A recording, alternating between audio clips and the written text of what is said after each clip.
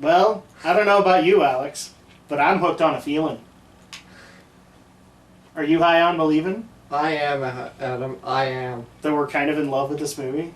Yes. Oh, did we actually color our opinion early on?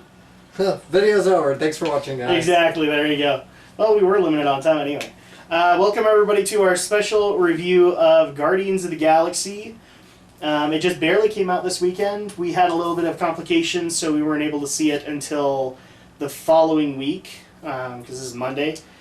But we finally got around to doing it, and so let's just get right into it. First of all, spoilers to people who haven't seen this before. We do cover the movie in depth, so if you guys want to see this, and I do recommend wholeheartedly go see it, and then watch our review to see if we were remotely accurate.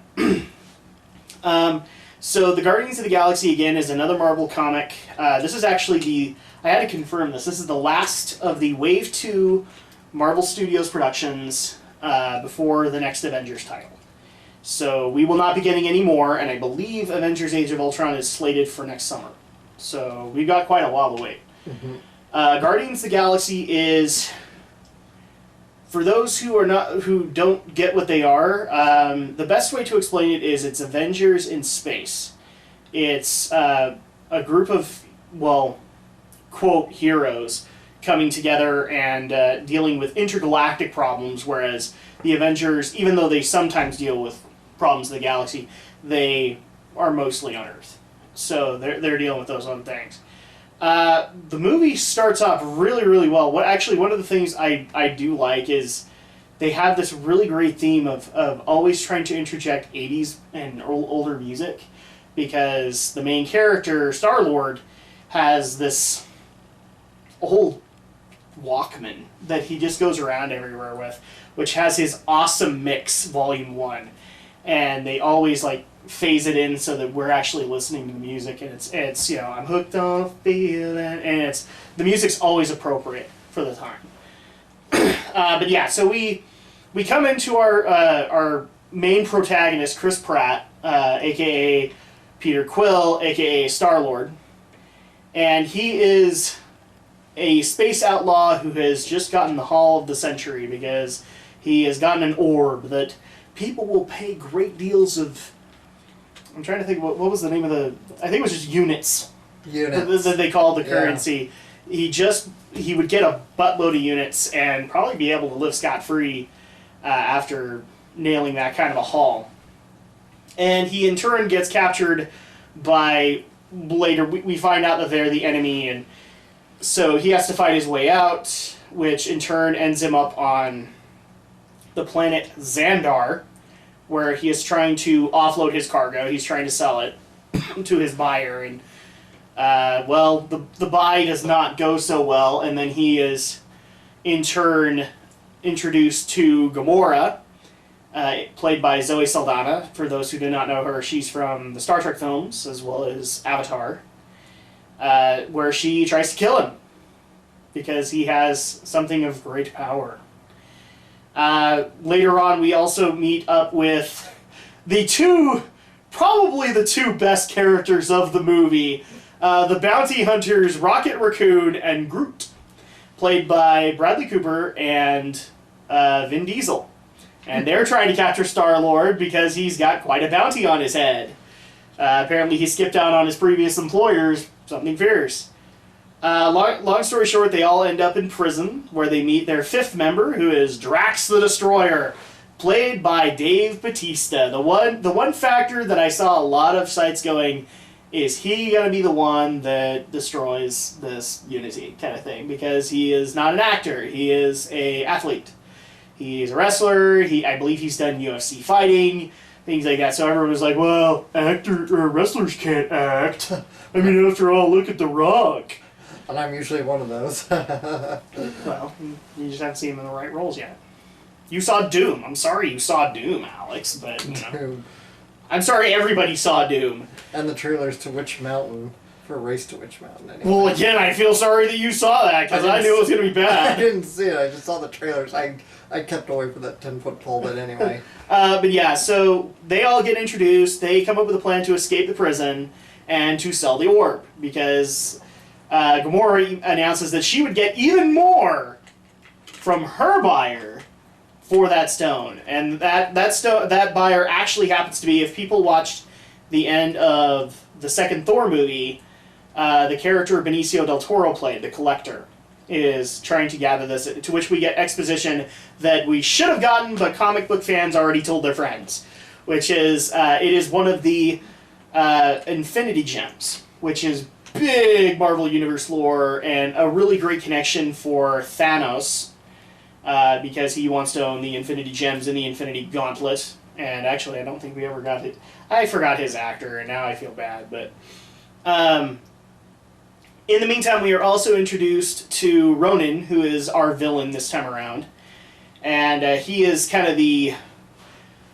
He's a Kree, or he's part of an alien race called the Kree, but he is radical. He's not part of that empire. He actually wants power for himself. And it just so happens that a lot of our characters in the Guardians want some kind of vengeance against him. Or they want to save planets from him because they don't want him to get the Infinity Stone. So this in turn ends up with this ragtag group of people who just don't like each other at all to come together and kind of form a family to try and stop Ronan from killing the planet Xandar with the Infinity Gem. And he goes, and you'll see later on, he kind of goes power mad, where he's supposed to turn the gem into Thanos. He turns on him and decides to keep the Infinity Gem for himself, and in turn wants to destroy the planet of Xandar because of some vengeance streak himself. We also are introduced to Nebula, who is a devoted servant of Thanos, a kind of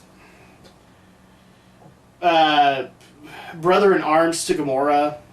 They're both assassins, so we get kind of a little bit of rivalry between the two of them in the middle of all this, but mostly the focus is on the characters coming together with the very, very diverse personalities, and how they come together to form the Guardians of the Galaxy. And I think that's about as much story as we really can give, because that's kind of the story in a nutshell.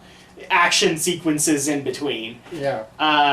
Is that it's just this forming of this family. And I think we've mentioned this a couple of times. It really feels like, even though we know the director is James Gunn, it feels very much like Joss Whedon wrote and directed this film, because it's got his kind of... And here's the thing, you're not very familiar with Joss Whedon. Mm-hmm. You haven't seen Buffy, you haven't seen a lot of the stuff he's written for, but it's got a lot of that Joss Whedon-centric humor. So I kept on walking out of there going, man, Joss has to be tied to this somehow. He's not really, so... The only connection we could really find was Kevin Feige, who's done a lot of the Marvel movies and probably had a lot of access to Joss. So that's my guess on why we got a lot of that humor. So let's actually go into the actors really quick, because really the actors is the best part of this film. It's very well cast in this movie. Yeah. Let's... I want to start with the physical actors first before we go into the voiceover, because all of them played a unique part. Let's start with Chris Pratt, who played Star-Lord. They did a really good job of trying to explain that, first of all, he doesn't give a crap, and then when he finds out what this Infinity Stone is capable of, he really shines for the occasion and kind of leads this ragtag bunch in the only way... It's actually kind of funny, in kind of a Nathan Fillion Firefly kind of style, to try and tell them that, you know, he has a plan, he knows what he's going to do, but he needs them there to execute the plan. I liked him. I liked the pick. I know he's one of the biggest disputed roles, just because it seems weird to put him in it, where you could have gotten somebody a little bit more heroic looking to play the role, but I think he pulled it off fairly well. Yeah, I think he gives the everyman impression of this guy. And yeah, that is essentially what this character is. He's kind of he's a junk collector. Or yeah, like he's a Han Solo of this universe, really. Mm-hmm. I remember actually a lot of people saying that Ryan Reynolds could have played this role, and while I agree with you, Ryan Reynolds could have done it, I don't think we would have gotten the same performance that Chris Pratt gave to Star-Lord. So I'm kind of glad they went with the picks that they did. Obviously, for him, it wasn't really like, we didn't get kind of a sex appeal hero. We got just kind of an everyday guy. Mm-hmm. And I think that was the best way to go about it, because while looking like an everyday guy, he kind of comes off as the Han Solo of this group, especially since he's the one that owns the ship. Is there really anything else we could say on Chris Pratt? I think he did a really great job. He did good. I agree.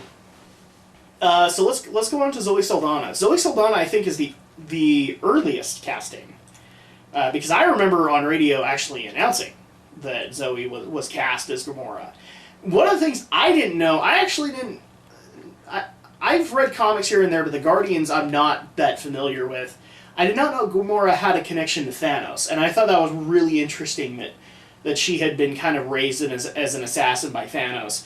That gives a kind of a personal connection to this omnipotent evil. But Zoe, I think, in Star Trek, she didn't get a real big chance to shine, because she's given kind of a second tier role. Mm-hmm. In this one, I think she knocked it out of the dang park. She got what the character was, and yes, it's still going to have some level of sex appeal. I mean, she's the female lead, but I think they pulled it off really, really well. And that's actually another thing I want to get into, is that the physical actors really played well off of Chris Pratt, whose his main quirk is that he likes to use a lot of metaphors, but he's in a community that metaphors don't necessarily exist. Mm-hmm. So everybody's taking the stuff he's saying seriously, including Zoe, and I think she played off of it really, really well. The best scene about that was like where they do kind of have a romance scene, and he puts his headset on there, and it just so happens to be like kind of a love song, and well, Chris tries to make the moves, and since she's an assassin, she reacts. She's like, I know what you're going to do, since she's based on honor. I know what you're going to do. You and your evil pelvic intentions. I thought that was awesome, and I thought Zoe pulled that off brilliantly. Alex, what did you think of Zoe? Well, you didn't see Avatar. I did not. So you did, yeah.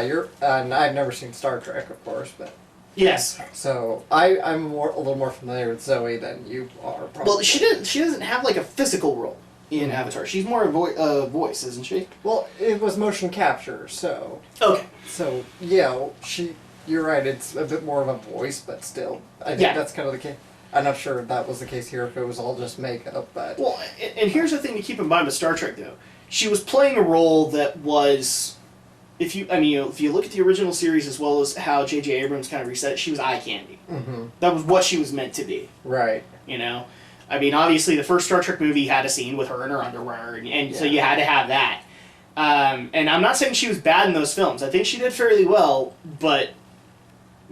she was what she was. She was a second-tier actor. She was taking over the role of Nichelle Nichols, and I have nothing against Nichelle Nichols, just she was a second-tier part of that cast. Right. And I'm probably going to get a lot of hate for this, but her role in this does kind of remind me of her role in Avatar. I'm not saying the characters are 100% alike. I'm just saying in the way she's performing the roles, and which is good, because... that role, she's a very, very strong female character in that, and she's also this mystical alien creature who's now interacting with this Earth creature, and so yes, the relationship she shares with Chris Pratt's character is kind of like that a little bit, and that's what she really did a good job. I'm pleased with Zoe, definitely perfect for this role. For Gamora, and again with a lot of these, we already have heard of Guardians of the Galaxy 2. I want to see these people return because they did a really great job. Let's get into the third actor, the one that people said would drag this down, and I did see a lot of that commentary. And while there is some merit to the accusation that some people make, I disagree wholeheartedly. Actually, one of the things I think makes this movie shine all the more is Dave Bautista. Yes, I know his reputation. He's mainly a wrestler and an athlete, but he was given a role that was very serious. And like I said, Chris Pratt deals a lot in metaphor, and so a lot of Drax's lines were taking what Star-Lord was saying very literally. And with that, there was such comedic timing with it. You know, like where he would say, "Oh, dude, don't let it go over your head." "I'm not letting anything go over my head. I would kill it before it ever did." You know, and here's the thing. I get it. Big dude, very daunting. But the pacing that was required for some of those lines, I can't help but wonder if in the blooper reel, like some people, not Dave, but other people around him just bust up laughing because he nails it in some of those segments really well. I know a lot of people were saying he's kind of he's the one that's going to drag it down. I disagree wholeheartedly. He did great. I think he held it up very well considering the role he had to play. I mean, he was the muscle character. Were you one of the people that thought that he was going to drag it down? I didn't even know who was in this movie until today, pretty much seeing it. So yeah, I mean, we're talking. Look, wrestlers have kind of that rep. I mean, Hulk Hogan has got that rep a little bit, and Dave Bautista. Like, I've seen some of his wrestling repertoire, but it was kind of shocking to me that he ended up with an acting role, and he did really, really well. Frankly, I thought it was a different actor. I don't know the actor's name. I can never remember his name, but I just remember. I know a lot of people who actually thought it was The Rock. Yeah, not the Rock. I can't even remember the actor's name, and I can't even particularly name any roles he's in. He's just one of those kind of big actors. He stands out. You see him, you know him by his face, you know him by his and let's physique. cut to brass tacks. This was a character that 80% of the time had his shirt off. Mm-hmm. You know, obviously, like where Gamora was the female sex appeal, Dave Bautista was definitely the male one. Mm-hmm. But I think the way that they did those was very expertly well in how they executed their lines. I actually see a lot of potential in Dave Bautista, especially if he comes back as Drax. There's even an Easter egg at the end that was especially hilarious because he has to act like he's not seeing something. He's like sitting there cleaning his knives, and you know that took a couple of dozen takes because he's like, "Look, I looked. Oh, dang it." But okay, let's get into the voice characters. Bradley Cooper as Rocket Raccoon. Perfect. Just perfect. Perfect homage to our buddy Aldo. In fact, if Aldo is watching this, you need to go get like half the lines this character said, and that is part of your repertoire. Well, I've seen this movie, 3 times now? Yeah, I think he's coming up on his 3rd. So, wow, holy crap. I think the way I pegged it to you was perfect. Rocket Raccoon, the Duke Nukem of the Marvel Universe. He was really that corny, but so very satisfying for a lot of people. It was just like, every time he got his hands on a weapon, man, he was the Arnold Schwarzenegger of the Sylvester Stallone of the movie. I still love that first time he gets a gun in his hand, he's like, "Oh, yeah." You know? It's like, dude, that's a Duke Nukem line right there. The CG was really well executed with Rocket. The face I gotta say, the face animations. Holy crap, that's great CG right there. Because even, like, you could tell the slightest inflections of these emotions, you know, by him snarling his lip, or by having one eye just slightly lowered. I especially loved it when anybody called him a rodent or anything like that, because he had issues. He had issues with what he was. And they even did this really poignant moment where he's drunk and he goes off on a rant. Mm-hmm. And it makes you feel for him. But, I mean, most of the comedy lines are him. As well as he's kind of the biggest objector for coming together, because the plan that's coming up is just, it's crazy to him. And he's not beating around the bush when he thinks it's crazy. Is there anything specific that came out to you with Rocket? It was mostly the voice and mostly his mannerisms, yeah. Yeah.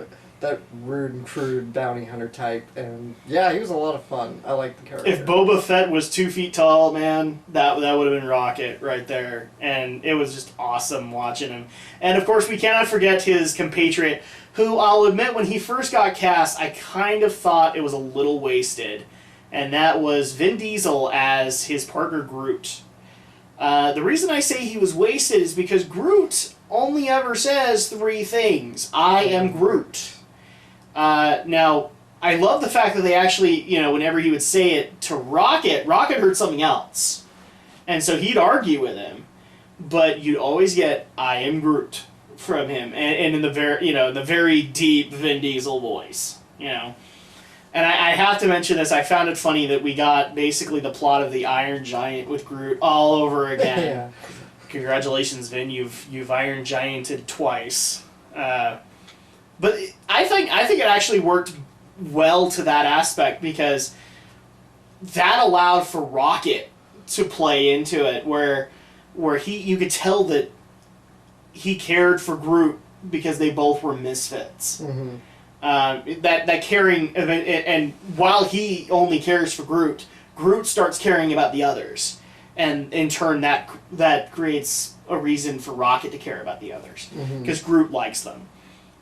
So it's interesting how Vin could take that and with only 3 words just establish so much emotion out of that character. There was actually a point where he's there's an army coming through. He's basically shish kebab like 4 of them, and he just keeps on slamming them against the wall, and then just turns around, grin. There's so much emotion there. There's so much. He's happy that he's done the job. So I liked what they did with it. Any particular thoughts on Groot for you? Yeah, I liked Groot. Yeah, I liked him. So he was kind of the Chewbacca. Yeah, he really was. I mean, we've made the comparison that Chris Pratt was the Han Solo, but I mean, you could almost make the comparison that Rocket was too. Especially in the way they can communicate with each other, where Chewbacca only can speak with howls, but Han can totally understand all of it. Yeah, and it was left up to Harrison Ford to argue. I think that's the same thing that happened with Bradley Cooper. That's kind of I think they came together really, really well as a group of heroes. Very relatable, very lovable. They're a bunch of lovable rubes. Definitely. And I look forward to Guardians too. Let's go into the positive stuff of what we liked about this movie. Starting with you, Alex. What particularly, since you are new to this, you didn't know anything about Guardians. Yeah. What stood out to you as an awesome concept? The whole setting of it really was pretty imaginative. I figured this was going to be another superheroes on Earth, Avengers type story, but the fact it was actually in space, it was in multiple galaxies, it was in a whole other galaxy, had a bit of a Star Wars vibe to it, so I liked that. Yeah, very space drama. And that's kind of what it is. I mean, it's Avengers in space, and in fact, it's funny because like the time I do know in the comics that the times that the Guardians have had dealings with the Avengers, they don't like them because the Avengers just don't get the grand scheme of things. They're not out in the universe. So I always found that interesting, but I especially liked how there was just this main theme of misfits coming together and being stronger than they were before when they were alone. And even they had to kind of realize that alone they were nothing, but together they did something. Yeah. They could make a difference. Any other positives that you'd like to go into? I want to compliment the CG. Yeah, the CG was really good too. Especially since the CG was like 80% of this film. It had to set space, it had to set colonies, it had to set the ships. And I think, wow, I mean, it must have been the same team that worked on the Avengers, because, I mean, space just felt vibrant and colorful. For example, the colony Nowhere that they go to is very colorful in a dark way. It really kind of I almost heard in my head, you'll never find a more wretched of scum and villainy, And it really kind of felt that way while having kind of a nightclub aesthetic to it.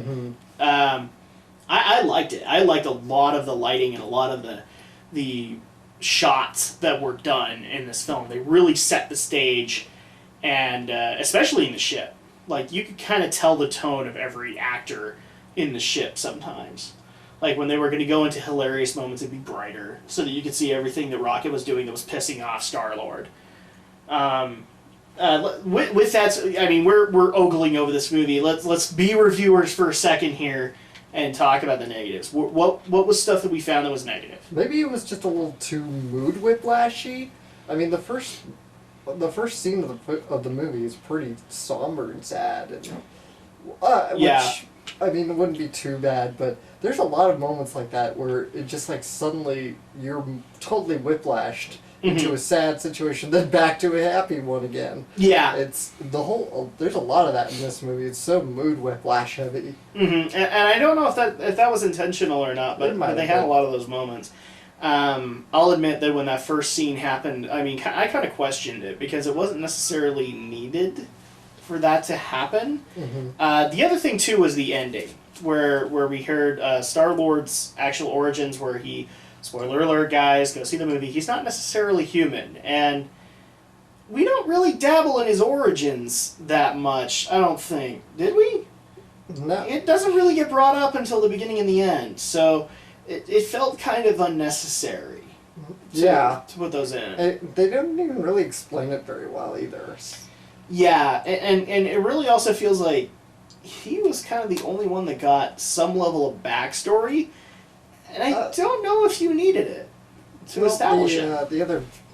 The Saldana's character got backstory too. Yes, but very little, and it made sense. But like, I think really, because they had this, again, spoiler alert, guys. Like, what they were doing the opening credit sequence.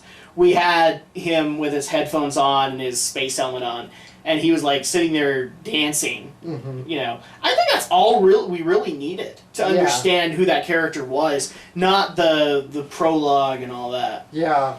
I'm trying to think of something else that was negative here. It's kind of nitpicky. For me, another nitpick was, this is just of Marvel as a whole. Establishing the Infinity Gems this late in the game, in the Marvel wave, because I know, even though they haven't said it, frickin' Avengers 2, or Avengers 3 is going to be Infinity Gems.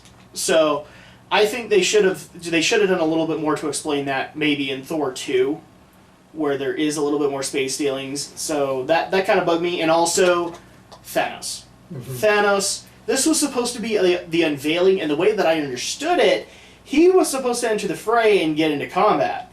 And that didn't happen. We only got like this one minor scene involving him. And that was a disappointment to me, because Thanos is such a big setup. I know he's going to be in Avengers 3, but it really felt like that whole scene with him and Ronan was not needed yet. They just wanted to show off Thanos. And so that seemed a little unnecessary to me. Also, kind of the character of Nebula. Because I get there's a rivalry between her and Gamora, but there wasn't enough to tell us why she had to be the enemy, why she had to be the rival, and why Gamora had such a connection to her. But it's not a horrible concept. The other thing that shocked me, and I will say this, Glenn Close in this movie. Wow, that was the actress I never thought I'd see in this film. That was a shocker to me. She played Nova Prime. She's like the president of Xandar. And that was out of nowhere. I'm not the biggest Glenn Close fan, but man, it was kind of fun for her role. I can't really think of anything really negative to point out aside from what we've said. Just some elements that didn't need to be there to help establish it. I think they did so well in the middle trying to establish everything we needed to know that some scenes weren't necessary. So overall, what would we rate this out of 10? I'd say a 9. 9 out of 10 for me. Very solid 9? Yes.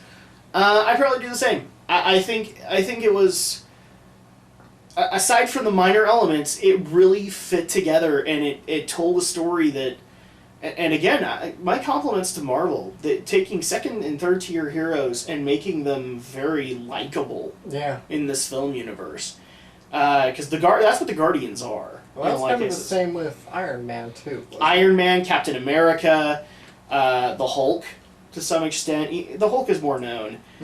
Thor, it's been the same way. They've picked their heroes well, and it makes me very confident for not just Avengers 2, but Wave 3, where they introduce even more third tier. They introduce Ant-Man. They introduce Doctor Strange. So yeah, I think it's a very must-see, good popcorn flick. Kids will love it. I recommend it wholeheartedly, even at the $10 per seat kind of thing. 3D, we didn't see it, but maybe there's enough CG in it. I think it would be justified. So at that point, if you want to spend the extra money, but this is well worth the payment. So with that, we're actually a little limited on time because the camera's about to die. But let's go ahead and go into our next one, which is. What are we doing next? Actually, it's kind of a big deal because we're gonna tackle the second Michael Bay film this year, the one I've been dreading. We're gonna tackle Teenage Mutant Ninja Turtles, but we have a cool announcement with that. We're not tackling it alone. We're not necessarily alone, but we're gonna be tackling it for people who listen to my podcast, Geek News Reviews and Opinions. We're going to be tackling it with our fellow podcasters, Aldo Gomez and Stephen Romney. So you guys can look forward to that. I think we're actually going to try and do kind of multiple takes on it and try and cover every part of it that we can. But yeah, that's going to be the next big thing for us. And I wish we had more in between, but we kind of don't. We're going to be going to the holidays after that. So hopefully you guys are enjoying. I'm actually going to bring this out. We a while back, we tried to give kind of our top 3 movies. Does this change it at all? I think this will go onto the list. I really do. It was that good. So again, go out and see it, guys. You'll enjoy it. Yeah. But in the meantime, we are Drak and Shadow, and we will see you next time.